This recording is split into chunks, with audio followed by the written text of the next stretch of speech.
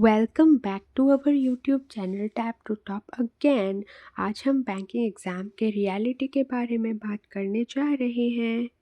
Banking exam के myths और actual में सच क्या है, आज मैं 10 मिथ्स बस्ट करने जाने वाली हूँ।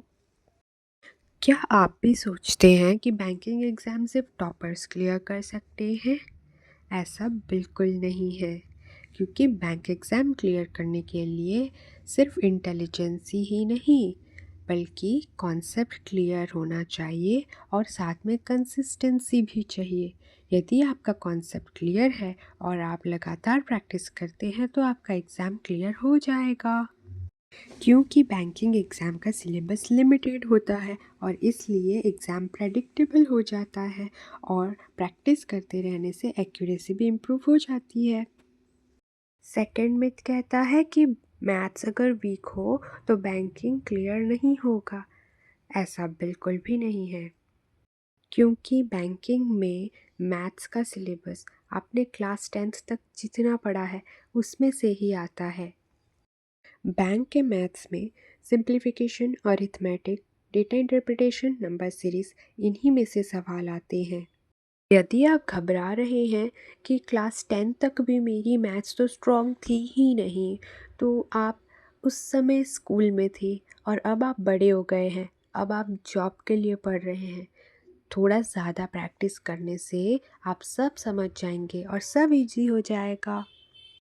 बहुत से ऐसे बच्चे हैं जो सोचते हैं कि हम तो इंग्लिश मीडियम से है ही नहीं, हमसे बैंक एग्ज़ाम क्लियर नहीं होगा, एग्ज़ाम तो सिर्फ इंग्लिश मीडियम वाले ही क्लियर करने जा रहे हैं। अगर ऐसा होता तो इतने सारे बच्चे जो हिंदी मीडियम्स या अदर मीडियम्स से पास होकर बैंक एग्ज़ाम क्लियर करके आज बैंक में नहीं बैठे होते। वैसे भी एग्ज़ाम बाइलिंगुअल होता है और भी बहुत सारे लैंग्वेजेस में होता है। आपका जो भी प्रेफरेंस है आप उसमें एग्ज़ाम दे सकते हैं। वैसे मैं आपको सजेस्ट करूँगी कि आप इंग्लिश में दें, क्योंकि बैंक में इंग्लिश सब्जेक्ट भी है। जितना ज़्यादा आप इंग्लिश की प्रैक्टिस करेंगे उतना ही अच्छा होगा आपको इंग्लिश में क्वालिफ़ाई करने के लिए। बाकी आपकी इच्छा, आपको जिस लैंग्वेज में एग्ज़ाम देना है, आप कंफर्टेबल है, आप दे सकते हैं। मिथ 4, बहुत से बच्चे ये भ्रम में जी रहे हैं कि बैंक एग्ज़ाम क्लियर करने के लिए कोचिंग ज़रूरी है। बैंक एग्ज़ाम क्या, कोई भी एग्ज़ाम क्लियर करने के लिए कोचिंग की ज़रूरत नहीं है। आज के ज़माने पे जहाँ पर इंटरनेट है, आपके पास स्मार्टफ़ोन है, तो कोचिंग की ज़रूरत नहीं है। विदाउट कोचिंग भी आप क्लियर कर सकते हैं। तो आप अपने फ़ोन और इंटरनेट का यूज़ करके बहुत सारे फ्री सोर्सेज़ का यूज़ कर सकते हैं। बहुत सारे यूट्यूब क्लासेस मिलेंगे आपको फ्री में, बहुत सारे पीडीएफ नोट्स आपको बहुत से वेबसाइट्स पे मिल जाएंगे या कुछ टेलीग्राम चैनल्स में भी मिल जाएंगे। बहुत सारे ऐसे ऐप्स भी हैं जो कि फ्री मॉक टेस्ट भी प्रोवाइड करते हैं। आप ढूंढिए, आप सर्च करिए, आपको ज़रूर मिलेगा। बस सेल्फ स्टडी प्लान से और कंसिस्टेंसी से आप क्यों नहीं क्लियर कर सकते, ज़रूर करेंगे। मिथ 5, बहुत सारे वर्किंग कैंडिडेट्स हैं जो बैंक एग्ज़ाम क्लियर करके बैंकिंग ज्वाइन करना चाहते हैं, लेकिन उनको डर है कि वर्किंग कैंडिडेट्स बैंक क्रैक नहीं कर सकते। उनके लिए मैं ये टिप देना चाहूँगी कि आपको डेली जितना भी समय मिलता है उसमें आप धीरे धीरे सिलेबस कवर करिए और पुराना सिलेबस रिवाइज करते जाइए। ऐसा करने के बाद जब आपका सिलेबस ख़त्म हो जाएगा तो आप डेली 2 to 3 आवर्स दीजिए और वीकेंड्स में मॉक लगाकर आपकी कैपेबिलिटी चेक करते रहिए और अपने आप को इम्प्रूव करते रहिए। एक टाइम बाद प्रीलिम्स, मेंस, इंटरव्यू सब क्लियर हो जाएगा। मिथ 6, बैंकिंग का जनरल अवेयरनेस बहुत हार्ड होता है।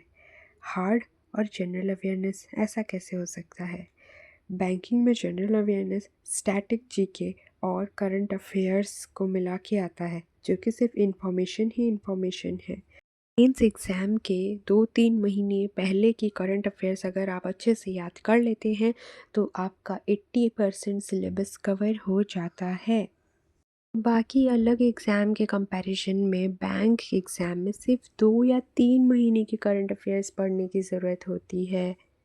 सबसे बड़ा मिथ, बैंकिंग एग्ज़ाम में सिलेक्शन लक से होता है।